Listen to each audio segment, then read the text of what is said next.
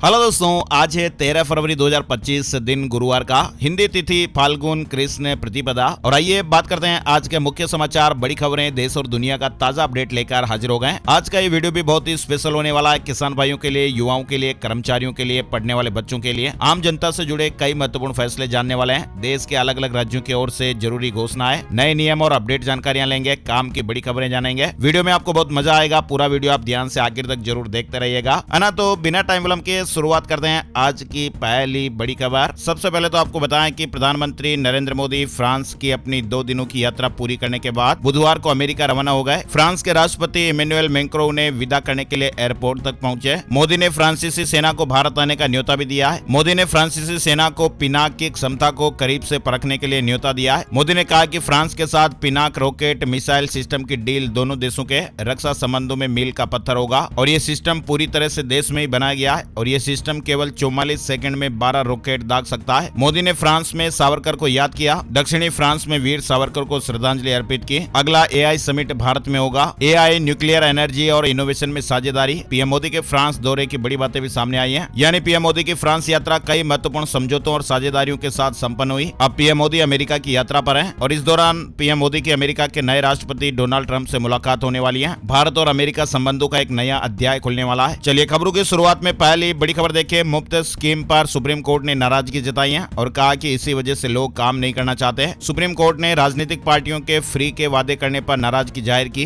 और कहा कि इससे लोगों की काम करने की इच्छा नहीं होगी क्योंकि उन्हें राशन और पैसे मुफ्त मिलते रहेंगे। कोर्ट ने कहा कि मुफ्त राशन और पैसा देने के बजाय बेहतर होगा कि ऐसे लोगों को समाज की मुख्य धारा का हिस्सा बनाया जाए ताकि वो देश के विकास के लिए योगदान दे सके। अब 6 हफ्ते बाद दोबारा इस याचिका पर सुनवाई होगी। डोनाल्ड ट्रंप ने पुतिन और जेलेंस्की से बात की है। कहा कि जंग रोकने के लिए चर्चा जल्दी शुरू होगी। अमेरिकी राष्ट्रपति डोनाल्ड ट्रंप ने बुधवार को रूस के राष्ट्रपति व्लादिमीर पुतिन और यूक्रेन के राष्ट्रपति वोलोदिमीर जेलेंस्की से फोन पर जंग खत्म करने पर बातचीत की। साथ ही अपडेट खबर आ रही है कि अमेरिका के राष्ट्रपति डोनाल्ड ट्रंप ने सोमवार को स्टील और एल्यूमिनियम आयात पर बगैर किसी छूट के टैरिफ बढ़ाकर 25% करने की घोषणा की और उन्हें यह उम्मीद है कि इससे अमेरिकी उद्योगों को वैश्विक प्रतिस्पर्धा से राहत मिलेगी। वहीं ईयू ने कह दिया कि इसका जवाब दिया जाएगा और इसके लिए कड़े कदम उठाए जाएंगे, जबकि कनाडा ने टैरिफ को पूरी तरह अनुचित करार दिया है। मतलब कि अब लग रहा है कि एक नया ट्रेड वार शुरू होने का खतरा बढ़ गया है। चलिए बड़ी खबर, पीएम मोदी की वापसी के बाद दिल्ली बीजेपी विधायकों की बैठक होगी। दिल्ली विधानसभा चुनाव के नतीजे आने के 4 दिन बाद भी मुख्यमंत्री का नाम फिलहाल तय नहीं हो सका है। मीडिया रिपोर्ट्स के मुताबिक 15 फरवरी को मोदी की फ्रांस अमेरिका दौरे से वापसी के बाद रविवार को बीजेपी के विधायक दल की बैठक हो सकती है। वहीं दिल्ली में अगले 100 दिन क्या क्या काम करेगी नई सरकार, अधिकारी रोड मैप तैयार करने में जुट गए हैं। साथ ही दिल्ली में 22 सीटों पर बीजेपी की हार क्यों हुई है, चुनावी नतीजों पर पार्टी ने मंथन शुरू कर दिया है। वहीं बड़ी खबर देखिए, भारत में बिना वीजा पासपोर्ट एंट्री पर नियम सख्त बनने वाले हैं। सरकार नया बिल लाएगी। फर्जी डॉक्यूमेंट के साथ घुसने पर अब 7 साल की सजा का प्रावधान होगा। 10 लाख रुपए का जुर्माना भी लगेगा। यानी भारत में बिना वीजा पासपोर्ट एंट्री पर केंद्र सरकार अब सख्त कानून लाने जा रही है। अब कोई भी विदेशी नागरिक वैध पासपोर्ट या वीजा के बिना अगर भारत में प्रवेश करते हैं तो उसे 5 साल तक की जेल और 5 लाख रुपए तक का जुर्माना हो सकता है। और अगर कोई विदेशी फर्जी डॉक्यूमेंट के साथ भारत में प्रवेश करता है तो उसे यहाँ से निकाला जा सकता है और इसके अलावा 2 साल की जेल हो सकती है, जिसे 7 साल तक बढ़ाया जा सकता है। वहीं 1 लाख रुपए से 10 लाख रुपए तक जुर्माना भी लगाया जा सकता है। ये नियम इमिग्रेशन और फॉरेनर एक्ट 2025 के तहत हैं, जिसे सरकार संसद के बजट सत्र में पेश करेगी। बड़ी खबर देखिए, खनौरी बॉर्डर पर किसान आंदोलन का 1 साल पूरा हो गया है। महापंचायत में हजारों किसान जुटे। डल्लेवाल ने कहा कि यह लड़ाई अमेरिका से डिपोर्ट रोकने की भी है। केंद्र सरकार के साथ 14 फरवरी को चंडीगढ़ में तय बैठक से पहले किसान नेता एकता मजबूत करने में जुट गए। वहीं देखिए, जनवरी में रिटेल महंगाई घटकर 4.31% पर आ गई है और ये 5 महीने का निचला स्तर है। खाने पीने की चीजों के दामों में कमी आई है। 12 फरवरी को सरकार ने रिटेल महंगाई के आंकड़े जारी किए। इनकम टैक्स बिल 2025 लोकसभा में आज 13 फरवरी को पेश होगा। सरकार इनकम टैक्स कानूनों में बदलाव करने की तैयारी में है और इसे आसान करने और सुविधाजनक बनाने की पहल की जा रही है। इनकम टैक्स बिल 2025 यानी आयकर से संबंधित कानून को सरकार 13 फरवरी को लोकसभा में पेश करेगी और इस बिल में टैक्स निर्धारण यानी असेसमेंट ईयर और पिछले वर्ष प्रीवियस ईयर जैसी शब्दावली को भी टैक्स ईयर से रिप्लेस किया जाएगा। विधेयक में कोई नया टैक्स नहीं है, कुछ प्रावधान है जिन्हें एक साथ रखा गया है और ये नया इनकम टैक्स बिल 6 दशक पुराने आयकर अधिनियम 1964 की जगह ले लेगा। यानी ये नया बिल विधेयक जो है कोई नया टैक्स नहीं लगाता है, बल्कि मौजूदा आयकर अधिनियम की जो भाषा है, लैंग्वेज है, उसको सरल बनाता है और ये नया कानून अप्रैल 2026 की शुरुआत से लागू होने की उम्मीद भी है। वही देखिए, कांग्रेस पार्टी के संगठन में फेरबदल की प्रक्रिया शुरू। लोकसभा चुनाव 2029 की तैयारियां शुरू हो रही हैं। लोकसभा चुनाव 2029 के मद्देनजर कांग्रेस पार्टी के संगठन में फेरबदल की प्रक्रिया शुरू हो चुकी है। और ऐसे में कांग्रेस पार्टी एक नई टीम तैयार कर रही है, जिसमें कई लोगों को महत्वपूर्ण जिम्मेदारियां मिल सकती हैं। दिल्ली वालों के लिए जरूरी खबर आ रही है, वाहनों की जब्ती और रिलीज के नियम बदले जाएंगे। परिवहन विभाग ने एक अधिसूचना जारी की है। दिल्ली परिवहन विभाग ने वाहनों की जब्ती और रिलीज के नियमों में बदलाव का एक प्रस्ताव रखा है और अब जब्त किए गए वाहनों को छुड़ाने के लिए 90 दिन की जगह सिर्फ 30 दिन का समय मिलेगा। वहीं वाहन मालिक को नोटिस देने का समय भी 15 दिन से घटाकर 7 दिन कर दिया गया है। इन बदलावों पर फिलहाल जनता से 1 महीने तक सुझाव और आपत्तियां ली जाएगी। चलिए बड़ी खबर देखिए, 50 रुपए के नोट पर बड़ा अपडेट आया है। आरबीआई 50 रुपए का नया नोट जारी करेगा। गवर्नर संजय मल्होत्रा के दस्तखत होंगे। आरबीआई ने बुधवार को जानकारी दी और कहा कि वे जल्द ही गवर्नर संजय मल्होत्रा के हस्ताक्षर वाले 50 रुपए के नए नोट जारी करेगा और पहले जारी किए गए 50 रुपए के सभी नोट भी वैध रहेंगे। यानी भारतीय रिजर्व बैंक द्वारा पहले से जारी किए गए 50 रुपए के जो सभी नोट हैं वो वैध करेंसी बने रहेंगे और अब नए नोट भी छपने वाले हैं ना। और सारा समूह के जमाकर्ताओं को अब तक 2026 करोड़ रुपए वितरित किए गए। संसद में अमित शाह ने इस तरह की जानकारी दी है। अमित शाह ने संसद में कहा कि इस साल 28 जनवरी तक सारा ग्रुप ऑफ कोऑपरेटिव सोसाइटीज के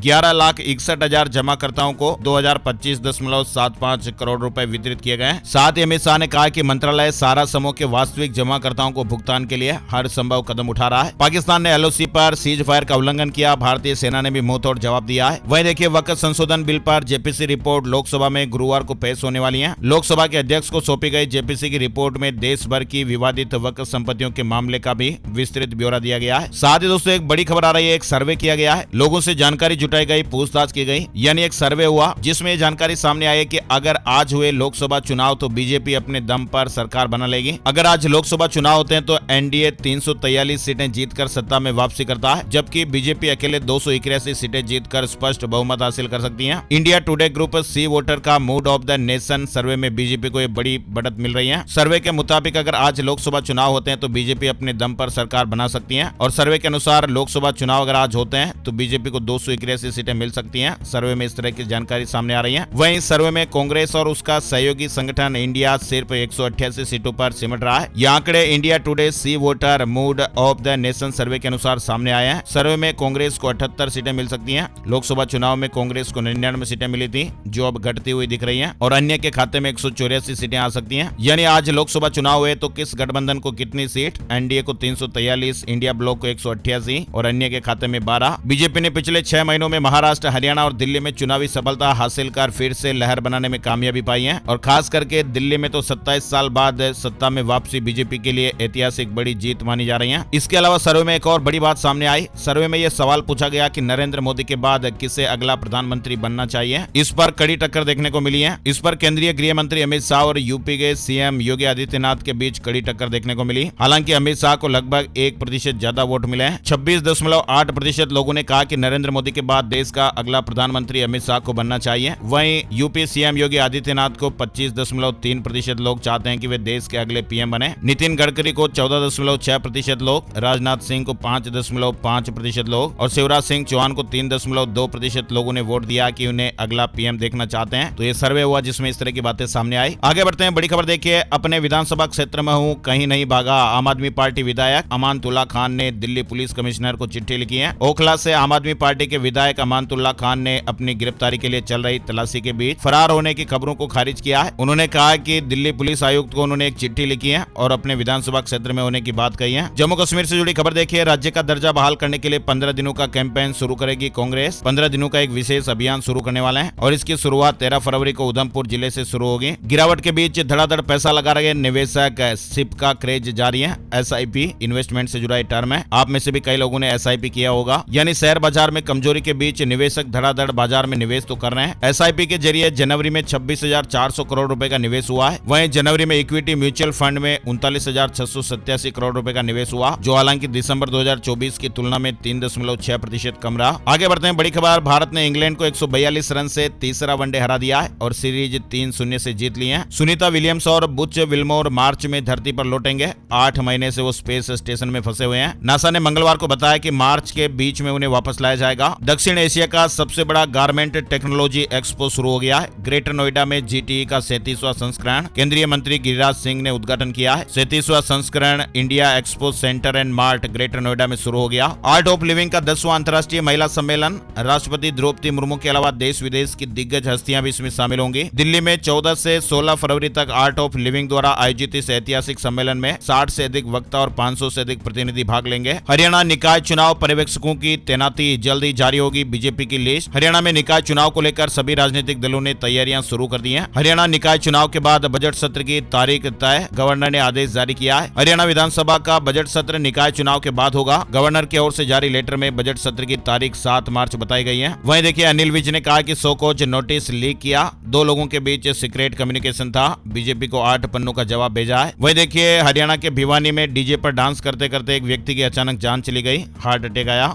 दोस्त के घर बेटा होने पर जश्न मनाया जा रहा था। साथ ही बड़ी खबर देखिए इंडियाज गोट टैलेंट शो में पेरेंट्स पर भद्दे कमेंट्स के मामले में यूट्यूबर रणवीर अलाहाबादिया और समय रैना के खिलाफ मुंबई में 2 दिन में दूसरी एफआईआर दर्ज हो गई है। रणवीर और समय के अलावा इस शो के उन 30 गेस्ट के खिलाफ भी मामला दर्ज हुआ है जिन्होंने पहले एपिसोड से अब तक के शो में हिस्सा लिया था। वहीं ऑल इंडियन सिने वर्कर्स एसोसिएशन ने इंडियाज गोट टैलेंट शो पर बैन के लिए गृह मंत्री अमित शाह को पत्र भी लिखा है। एसोसिएशन ने कहा है कि इस तरह के शो देश के युवाओं को भ्रमित कर रहे हैं। बड़ी खबर देखिए 16 बांग्लादेशियों को वापस भेजा गया है। कुछ समय पहले अहमदाबाद अपराध शाखा द्वारा चलाए गए एक अभियान में 50 बांग्लादेशी नागरिकों और 2 नाबालिगों समेत कुल 52 लोगों को हिरासत में लिया गया था और ये सभी लोग भारतीय पहचान पत्रों के साथ यहाँ पर रह रहे थे। एक नाबालिग समेत 16 बांग्लादेशियों को वापस बांग्लादेश भेज दिया गया है, जबकि अन्य 35 को भी इस महीने के अंत तक या 15 मार्च से पहले बांग्लादेश वापस भेज दिया जाएगा। उत्तराखंड से बड़े अपडेट चल रहे हैं। यूसीसी पोर्टल पर शादी के रजिस्ट्रेशन 1000 के पार हो गए हैं। 3 जोड़ों ने लिव इन रिलेशनशिप और 13 लोगों ने वसीयत रजिस्टर कराई है। ये सभी रजिस्ट्रेशन यूनिफॉर्म सिविल कोड के ऑनलाइन पोर्टल पर कराए गए हैं। लेकिन इसी बीच खबर आ रही है कि उत्तराखंड में यूसीसी लागू करने के फैसले का जमीयत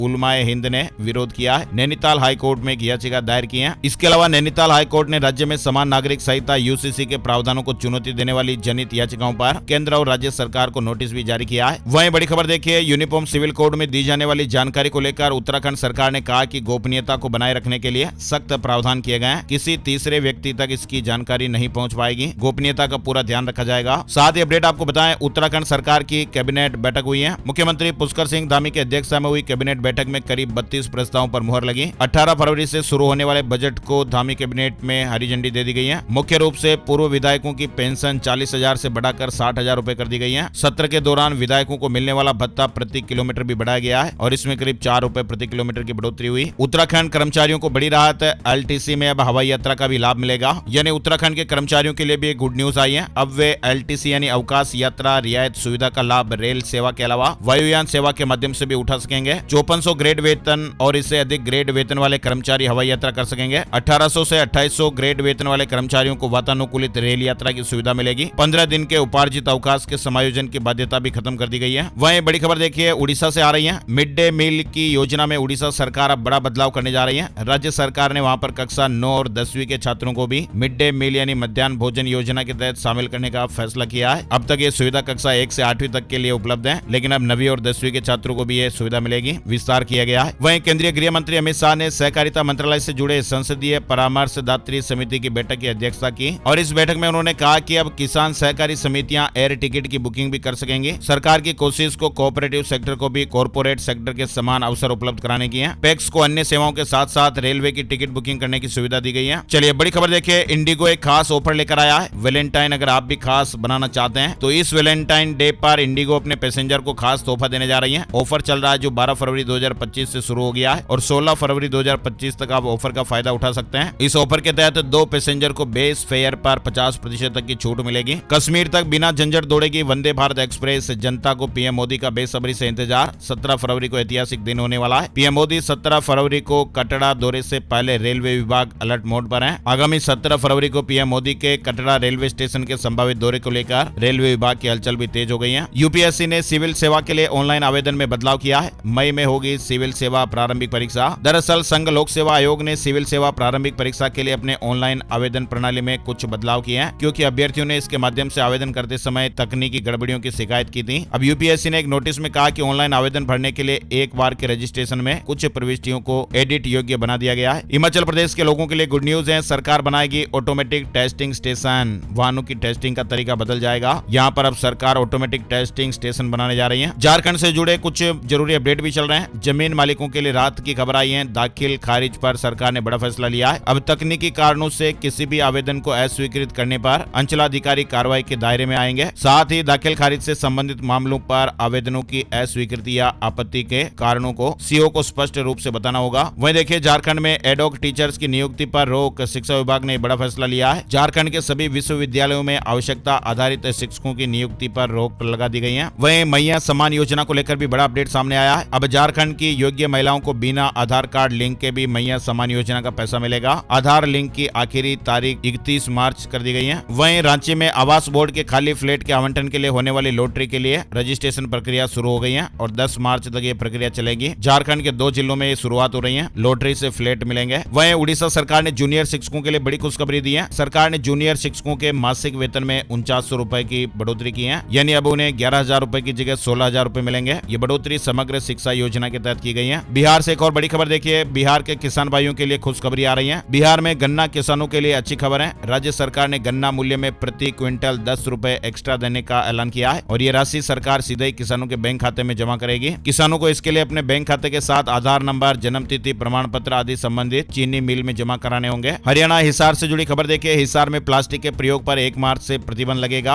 अवहेलना करने वालों पर ठोस कार्रवाई की तैयारियां हो रही हैं। गूगल I/O 2025 से जुड़ा अपडेट भी आया है। गूगल ने एनुअल डेवलपर इवेंट की तारीख से जुड़ा अपडेट दिया है। गूगल I/O 2025 इवेंट 20 मई से शुरू होगा और ये इवेंट 2 दिनों तक चलेगा। यानी गूगल कंपनी इसमें अपनी जो नई नई टेक्नोलॉजी आने वाली है और अपडेट आने वाले हैं उसके बारे में जानकारियां शेयर करती हैं। तो 20 मई को ये इवेंट होगा। बांग्लादेश में भी दिसंबर तक आम चुनाव कराने की तैयारियां हो रही, इस तरह की खबर है। वहीं आपको बताएं, मध्य प्रदेश के मुख्यमंत्री डॉक्टर मोहन यादव बुधवार को राजधानी दिल्ली में ग्लोबल इन्वेस्टर समिट MP के कर्टेन रेजर प्रोग्राम में शामिल हुए और इस दौरान उन्होंने देश और दुनिया के निवेशकों से आग्रह किया कि 24 और 25 फरवरी को राजधानी भोपाल में आयोजित होने वाले ग्लोबल इन्वेस्टर समिट में हिस्सा लें और प्रदेश में निवेश करें। दिल्ली, मुंबई से मध्य प्रदेश में जमीन सस्ती है, उद्योग लगाने के लिए सही जगह है। मुख्यमंत्री जी ने इस तरह का अपडेट दिया है। वहीं आपको बताएं, राष्ट्रीय स्वयंसेवक संघ यानी RSS की प्रतिनिधि सभा की बैठक का आयोजन इस साल कर्नाटक के बेंगलुरु में किया जा रहा है। संघ की प्रतिनिधि सभा की बैठक 21 मार्च से 23 मार्च तक 3 दिनों तक होगी। पश्चिम बंगाल में बजट पेश हो गया है। सरकारी कर्मचारियों को 4% DA, आंगनबाड़ी कार्यकर्ताओं को मोबाइल। 2026 विधानसभा चुनाव से पहले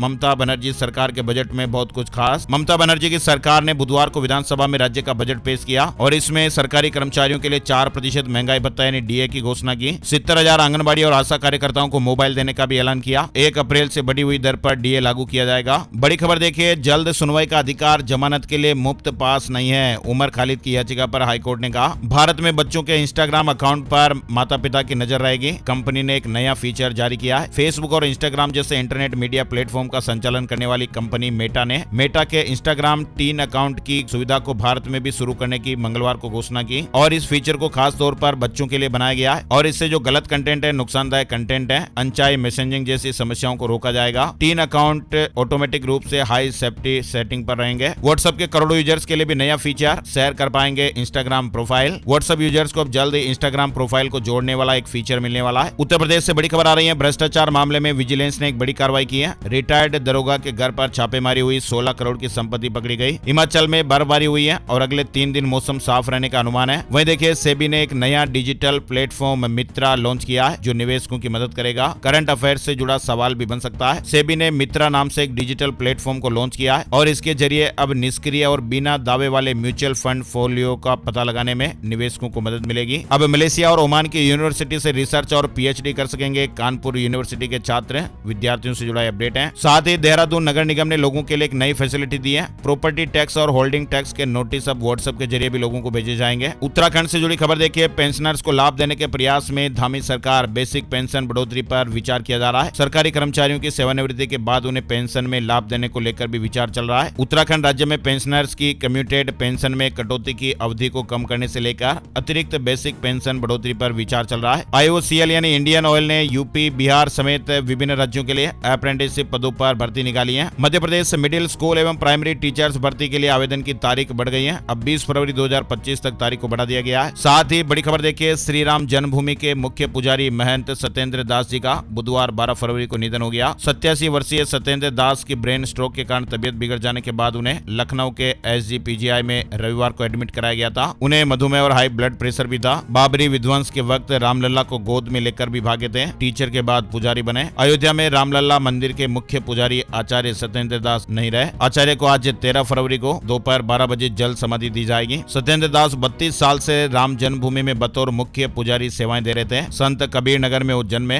अयोध्या में उनका जीवन बीता। साथ ही आपको बताएं, महाकुंभ से जुड़े कुछ जरूरी अपडेट। महाकुंभ में माघ पूर्णिमा पर 2 करोड़ करोड़ से ज्यादा श्रद्धालुओं ने स्नान किया। सुनील शेट्टी ने भी कहा कि मैंने गंगा नहा लिया। महाकुंभ में माघ पूर्णिमा का स्नान बड़े आराम से हुआ। शाम 6 बजे तक वहाँ 2 करोड़ लोग स्नान कर चुके थे और इसी के साथ महाकुंभ में कल्पवास भी खत्म हो गया। संगम स्नान के बाद करीब 10 लाख कल्पवासी अब यहाँ से विदा होने लगे हैं। साथ ही प्रयागराज में श्रद्धालुओं के जन सैलाब को देखते हुए 13 से 15 फरवरी तक प्रयागराज में 8वीं तक के स्कूल बंद रहेंगे, पढ़ाई ऑनलाइन होगी। माघ पूर्णिमा के स्नान पर श्रद्धालुओं पर हेलीकॉप्टर से फूल भी बरसाए गए। मौनी अमावस्या पर जो घटना हो गई थी उसके बाद फिर प्रशासन ने तकनीक और मैनुअल से यातायात को और सुगम बनाया, बेहतर बनाया। पुलिस प्रशासन ने तकनीक और मैनुअल व्यवस्था का बेहतर प्रबंधन किया, जिससे भीड़ और यातायात का भी बेहतर प्रबंधन देखने को मिला। स्नान के बाद श्रद्धालु सकुशल अपने अपने गंतव्य की ओर रवाना हुए। बताया जा रहा है कि अब तक 50 करोड़ से ज्यादा श्रद्धालु महाकुंभ में स्नान कर चुके हैं। वहीं उत्तर प्रदेश के डीजीपी प्रशांत कुमार ने कहा कि मौनी अमावस्या पर एक हादसा हुआ था और हमने उससे सबक लिया और नई तकनीक लागू की। बिल्ड बैक बेटर की एक मैनेजमेंट तकनीक है। हमने खुद को बेहतर बनाने के लिए लोगों से बातचीत की और नई तकनीकों को लागू किया। श्रद्धालु कह रहे हैं कि प्रशासन ने बहुत अच्छी व्यवस्थाएं की हैं। देश के अलग अलग राज्यों से, अलग अलग जगहों से आए श्रद्धालुओं ने कहा कि प्रयागराज में व्यवस्थाएं बहुत अच्छी हैं। और तो और महाकुंभ के दौरान काशी विश्वनाथ धाम में भी आस्था का सैलाब दिखाई दिया। यहाँ भी करोड़ों श्रद्धालुओं ने दर्शन किए। महाकुंभ का ये जन सैलाब वाराणसी स्थित काशी विश्वनाथ मंदिर में भी दिखाई पड़ रहा है। माघी पूर्णिमा की तिथि पर बड़ी तादाद में श्रद्धालुओं की भीड़ काशी विश्वनाथ धाम में भी देखने को मिली। साथ ही आपको बताएं, छत्तीसगढ़ के मुख्यमंत्री विष्णुदेव साय भी आज अपनी कैबिनेट के साथ गुरुवार को महाकुंभ में पावन स्नान करेंगे। माघी पूर्णिमा पर सीएम योगी आदित्यनाथ ने अफसरों से बातचीत भी की, लगातार संपर्क में रहे। सुबह 4 बजे से योगी आदित्यनाथ लखनऊ में वार रूम में बैठे बैठे महाकुंभ की मॉनिटरिंग भी कर रहे थे। सीएम सीसीटीवी देख रहे थे, अफसरों से हर पल की अपडेट भी ले रहे थे। वहीं देखिए, महाकुंभ को लेकर विदेशियों ने भी कहा है महाकुंभ दुनिया की सबसे अच्छी जगह है। नॉर्वे के पूर्व मंत्री ने कहा कि इतिहास का सबसे बड़ा समागम, भारत के लोग बड़े मिलनसार हैं। तमाम विदेशी श्रद्धालु भी महाकुंभ पहुंच रहे हैं। बुधवार को नॉर्वे, फ्रांस, ऑस्ट्रेलिया और नेपाल से आए श्रद्धालुओं ने भी संगम में स्नान किया, डुबकी लगाई। नॉर्वे के पूर्व जलवायु और पर्यावरण मंत्री एरिक सोलेम ने कहा महाकुंभ अद्वितीय है और यह न केवल विश्व का सबसे बड़ा आध्यात्मिक आयोजन बल्कि इतिहास का सबसे विशाल मानव समागम भी है। मानव इतिहास में इससे बड़ा कोई आयोजन कभी नहीं हुआ। चाहे अमेरिका हो या यूरोप, चीन या और कई देश, इतने कम समय में 400 मिलियन लोग देवताओं की पूजा करने के लिए एक साथ नहीं आए। वहीं बेल्जियम के एडवर्ड ने कहा कि वर्तमान में ये दुनिया में सबसे अच्छी जगह है। महाकुंभ का अनुभव सुंदर और शानदार है। यहाँ का जो श्रद्धालुओं का जन सैलाब है वो बहुत ही मिलनसार है और आज ये दुनिया में सबसे अच्छी जगह है। यहाँ जो दिख रहा है वो अद्भुत है। फ्रांस के श्रद्धालुओं ने कहा कि ये बहुत बढ़िया जगह है और यहाँ आना अद्भुत है। महाकुंभ प्रयागराज में अब प्रशासन की भी काफी तारीफ हो रही है। श्रद्धालु कह रहे हैं कि व्यवस्थाएं बहुत अच्छी की गई हैं। इसके अलावा महाकुंभ पर भ्रामक पोस्ट करने वाले 7 अकाउंट पर केस दर्ज किया गया है। सोशल मीडिया पर महाकुंभ से संबंधित भ्रामक पोस्ट और अफवाह फैलाने वाले 7 अकाउंट पर मामला दर्ज किया गया। गलत जानकारियां और पुराने वीडियो को वायरल कर रहे थे। महाकुंभ के नाम से पुराने वीडियो को डाल कर वायरल किया जा रहा था, तो ऐसे अकाउंट पर ये कार्रवाई हो रही है। चलिए आगे बढ़ते हैं। बड़ी खबर देखिए, रिजर्व बैंक ऑफ इंडिया ने कोटक महिंद्रा बैंक पर लगी रोक हटा दी है। अब बैंक नए क्रेडिट कार्ड जारी कर सकेगा। नए ग्राहकों के ऑनलाइन खाते खोलने पर भी रोक हट गई है। शेयर बाजार में गिरावट का सिलसिला जारी है। लगातार छठे दिन लाल निशान में सेंसेक्स और निफ्टी बंद हुए।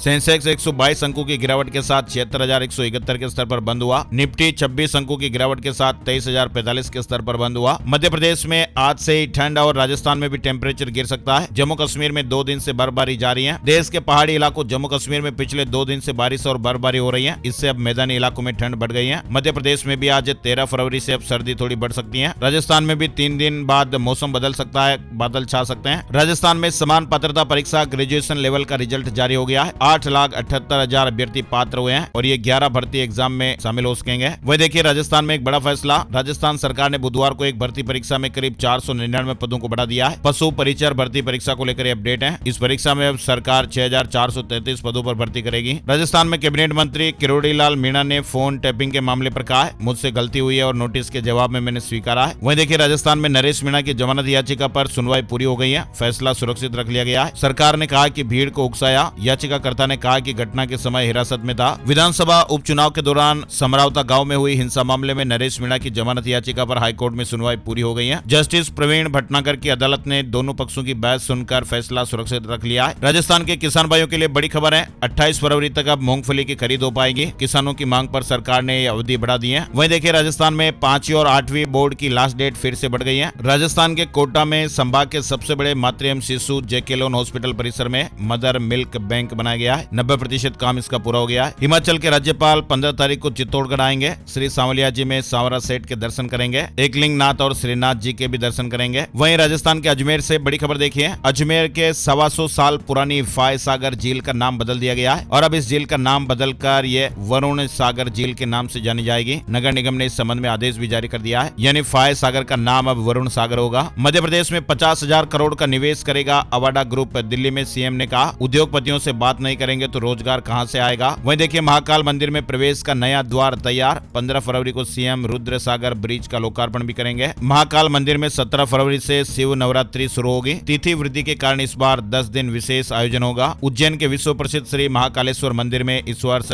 शिव नवरात्रि का विशेष महोत्सव 17 फरवरी से प्रारंभ होने जा रहा है। भोपाल के 20 इलाकों में अतिक्रमण हटाने की कार्रवाई। ग्लोबल इन्वेस्टर समिट को लेकर अतिक्रमण हटाया गया, अवैध कब्जे भी तोड़े गए। इंदौर से बेंगलुरु के लिए एक और सीधी फ्लाइट की सुविधा। एयर इंडिया एक्सप्रेस 10 मार्च से संचालन शुरू करने वाली है। कंपनी ने बुकिंग शुरू कर दी है। लखनऊ में ई रिक्शा के लिए नया प्लान। जोन वाइज कोडिंग और तय रूट से होगी सवारी। राजधानी लखनऊ में ट्रैफिक जाम की समस्या को दूर करने के लिए ई रिक्शा संचालन में बड़ा बदलाव किया जा रहा है। अब ई रिक्शा को जोन वाइज कोडिंग के आधार पर चलाया जाएगा और उनके रूट भी निर्धारित किए जाएंगे। डीएम और पुलिस कमिश्नर ने मिलकर इस योजना को लागू करने के लिए एक संयुक्त समिति का गठन किया है, जिसमें 5 अधिकारी शामिल किए गए हैं और ये समिति 25 फरवरी तक विस्तृत रिपोर्ट सौंपेगी, जिसमें ट्रैफिक सुधार के लिए जरूरी सिफारिशें दी जाएगी। वही देखिए, पंजाब पुलिस में निकली 1746 कांस्टेबल की भर्ती। 21 फरवरी से ऑनलाइन आवेदन शुरू होंगे। Gold price today, silver price today update में आप देखिए, सोने में गिरावट हुई, चांदी महंगी हुई। 10 ग्राम 24 कैरेट सोने का भाव 636 रुपए गिरकर 84,845 रुपए पर आ गया। चांदी की कीमतों में मामूली बढ़त रही। 1 किलो चांदी की कीमत 19 रुपए बढ़कर 94,189 रुपए प्रति किलो पर रही। और आइए अब आपको बताते हैं आज का राशिफल कैसा रहने वाला है। आज 13 फरवरी गुरुवार के ग्रह नक्षत्र शोभन योग बना रहे हैं। मेष राशि के लोगों को मनचाहा लाभ और प्रोग्रेस मिल सकती है। वृष राशि के लोगों का बिगड़ा हुआ काम बन सकता है। इनकम के सोर्स भी बढ़ सकते हैं। मिथुन और मकर राशि के लोगों को रुका हुआ पैसा मिल सकता है। सिंह राशि वालों के लिए सफलता वाला दिन है। प्रॉपर्टी में पैसा इन्वेस्ट करने के लिहाज से कन्या राशि वालों के लिए भी अच्छा दिन है और इसके अलावा बाकी राशियों के लिए आज का दिन सामान्य रहने वाला है। तो ये थे दोस्तों आज के मुख्य समाचार, बड़ी खबरें, हेडलाइंस और सुर्खियां, अपडेट। हमारी टीम की मेहनत और मोटिवेशन के लिए इस वीडियो को आप लाइक जरूर कीजिएगा।